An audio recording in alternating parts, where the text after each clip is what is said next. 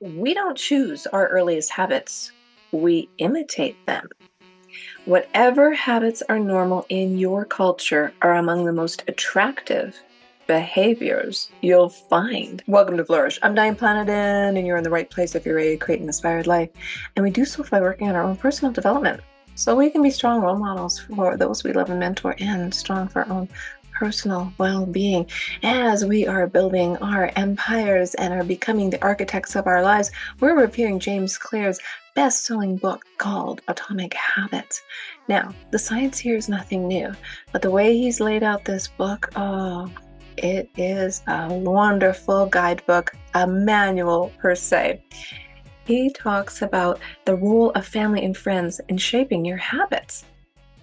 A little bit of history here from Charles Darwin. In the long history of humankind, those who learn to collaborate and improvise most effectively have prevailed. As a result, one of the deepest human desires is to belong, and this ancient preference exerts a powerful influence on our modern behavior. So, why don't we choose our earliest habits? We imitate them. Well, it becomes because of your family. Often you follow the habits of your culture without thinking, without questioning, and sometimes without remembering. The customs and practices of life in society sweep us along. Most of the time, going along with a group does not feel like a burden. Everyone wants to belong. If you grow up in a family that rewards you for your chess skills, playing chess will seem like a very attractive thing to do. If you work in a job where everyone wears expensive suits, then you'll be inclined to splurge on one as well. If all your friends are sharing an inside joke or using a new phrase, you'll want to do it too, so that they know you get it. Behaviors are attractive when they help us fit in. We imitate the habits of three groups in particular: the close, the many, and the powerful. And I'm going to link in the show notes an episode I did based on Robert Greene's best-selling book, The Laws of Human Nature, on how this herd mentality, how the appeal of the group can pull you, and not always in the right direction. Imitating the close. Proximity has a powerful effect on our behavior. We pick up habits from the people around us. He says, I find I often imitate the behavior of those around me without realizing it. Yeah, give me anyone with an accent, and all of a sudden I have an accent, right? One groundbreaking study, and you're not going to believe this, tracked 12,000 people for 32 years. That's a nice longitudinal study, and found that a person's chances of becoming obese increased by 57% if he or she had a friend who became obese. It works the other way too. Another study found that if one person in a relationship lost weight, the other partner would also slim down about 1/3 of the time. Our friends and family provide a sort of invisible peer pressure that pulls us in their direction. Of course, peer pressure is bad only if you're surrounded by bad influences. And there's a lot of information about this, about who is in your mastermind club, who are you surrounding yourself with, who are the 5 people. Now, if you can't get away from people because you need a roof over your head, that is the power of the internet. That is the power of podcasts, video, audiobooks, TED Talks, you name it. Start surrounding yourself with those other people. It's only virtual, and it would be ideal if you could have a mentor, one that really took an interest in you.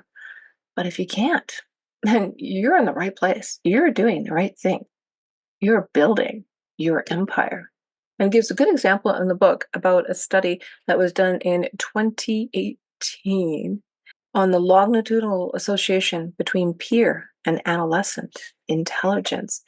And this study found that the higher your best friend's IQ at age 11 or 12, the higher your IQ would be at age 15, even after controlling for natural levels of intelligence. We soak up the qualities and practices of those around us. And if I can find the study with the link for free, I will do that in the show notes because that is fascinating. And it's fascinating to know how you need to do this. He goes on to say, your culture sets your expectations for what is normal. Surround yourself with people who have the habits you want to have yourself. You'll rise together. To make your habits even more attractive, you can take this strategy one step further. Join a culture where one, your desired behavior is the normal behavior, and two, you already have something in common with the group. Nothing sustains motivation better than belonging to the tribe. It transforms a personal quest into a shared one. When you join a book club or a band or cycling group, your identity becomes linked to those around you. Growth and change is no longer an individual pursuit. We are readers, we are musicians, we are cyclists. And for me, it's my Peloton tribe for working out. He says the shared identity begins to reinforce your personal identity. This is why remaining part of a group after achieving a goal is crucial to maintaining your habits. It's friendship and community that embed a new identity and help behaviors over the long run. Now, the second part, imitating the many. And he's referencing doing things in person. But like I said, my Peloton tribe, they're not in a city near me. I have to do it virtually. And it's engaging. It's very engaging for me. You have to do what works for you, but you also have to think for yourself. You have to know what's best for yourself. And he says, whenever we are unsure how to act, we look to the group to guide our behavior. We're constantly scanning our environment, wondering, what is everyone else doing?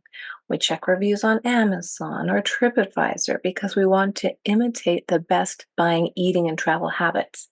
It's usually a smart strategy. There is evidence in numbers, but there can be a downside.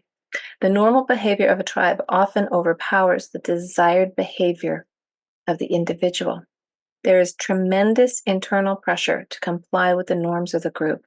The reward of being accepted is often greater than the reward of winning an argument, looking smart, or finding truth. Most days, we'd rather be wrong with a crowd than right by ourselves. And I've said this before, when your values are clear, your decisions are easy. The human mind knows how to get along with others. It wants to get along with others. This is our natural mode. You can override it. You can choose to ignore the group or to stop caring what other people think, but it takes work. Running against the grain of your culture requires extra effort. When changing your habits means changing the tribe, change is unattractive. When changing your habits means fitting in with the tribe, change is very attractive. And the third grouping, imitating the powerful.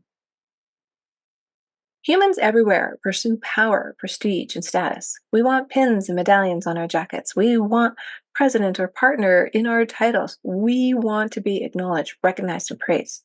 This tendency can seem vain, but overall it's a smart move. Historically, a person with greater power and status has access to more resources, worries less about survival, and proves to be a more attractive mate. Once we fit in, we start looking for ways to stand out. Well, you're unique. You should be standing out anyways. This is one reason we care so much about the habits of highly effective people. We try to copy the behavior of successful people because we desire success ourselves. Many of our daily habits are imitations of people we admire. You replicate the marketing strategy of the most successful firm in your industry. You make a recipe from your favorite baker. You borrow the storytelling strategies of your favorite writer. You mimic the communication style of your boss. We imitate people we envy. I love that. High status people enjoy the approval, respect, and praise of others. And that means if behavior can get us approval, respect, and praise, we find it attractive. We are also motivated to avoid behaviors that would lower our status. We trim our hedges and mow our lawn because we don't want to be the slob of the neighborhood. When our mother comes to visit, we clean up the house because we don't want to be judged. We are continually wondering, what will others think of me? And altering our behavior based on that answer. And this has to be for your greater good. Are you doing things that serve you?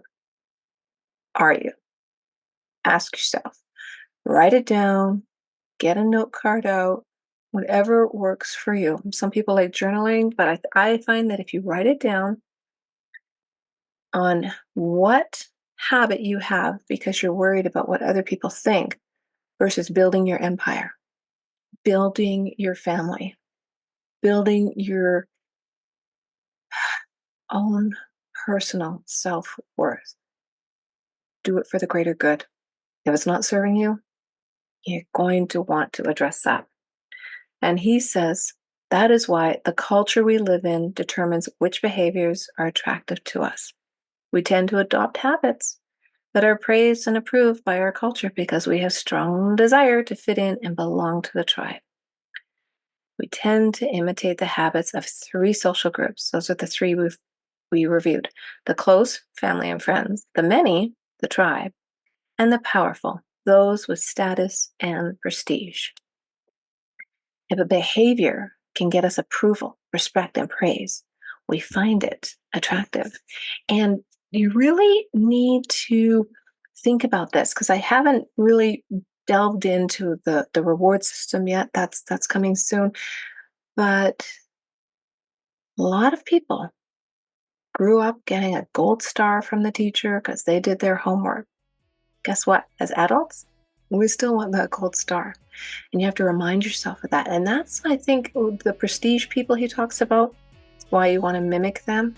Oh, if you can reach a point of comfort in your life where you do not have to worry about putting a roof over your head, putting food on the table, making sure all that survival is taken care of, you will lead a more inspired life.